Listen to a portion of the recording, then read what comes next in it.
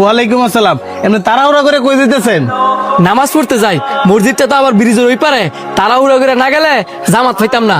এমনি আইতে গেলে জামাত এমনি তো আইতেন না। চাবিটা ধরেন, আমার বাইকটা লয়ে যান।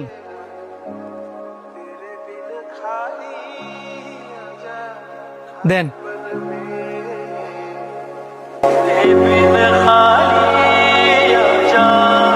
কিরে 2 দিন হয়েছে মাত্র পরিচয়, ভালো করে চিনস না জানস না, আর আজকে বাইক দিয়ে দিলি। বিশ্বাস বিশ্বাস না, যখন বাইকটা লিয়ে আইতো না তখন বিশ্বাস বাইরে যাবো। ব্যাপার কি? নামাজ তো কোন সময় শেষ, ওনো বাইকটা লয়ে আয় নাকি রে? অন্তর একটু সামনে গিয়ে দেখছে লোকটা আমার বাইকটা লয়ে আয় নাকি। কাজ করতাছি রে, আমি পারতাম না।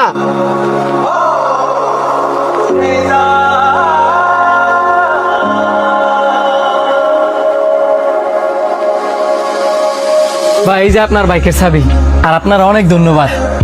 আপনার আইতে এত দেরি হইলো যে? একটু বড় বাজার গেছিলাম, কিছু মনে করেন না। না সমস্যা নাই। বন্ধু তাড়াতাড়ি কাজ করতে, আমার 10,000 টাকা দিয়েছে, আমার মা নাকি সদর হাসপাতালে ভর্তি করছে, আমার ইমার্জেন্সি যাইতে হইব। ক্যাশের তে 10,000 টাকা দিতাম? তুই তো সারাদিন রেস্টুরেন্ট হই, আর রমজান মাস রেস্টুরেন্টে কি বেচা কিনা আছে? অনেক কোনো গেলে ইমার্জেন্সি 10,000 টাকা পাবো। যদি আমি দেই?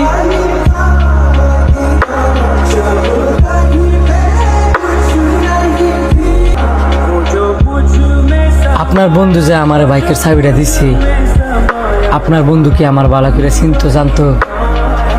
দিছে কিন্তু বিশ্বাস করে। এই ধরনের 10,000 টাকা আছে, তাড়াতাড়ি সদরে যান।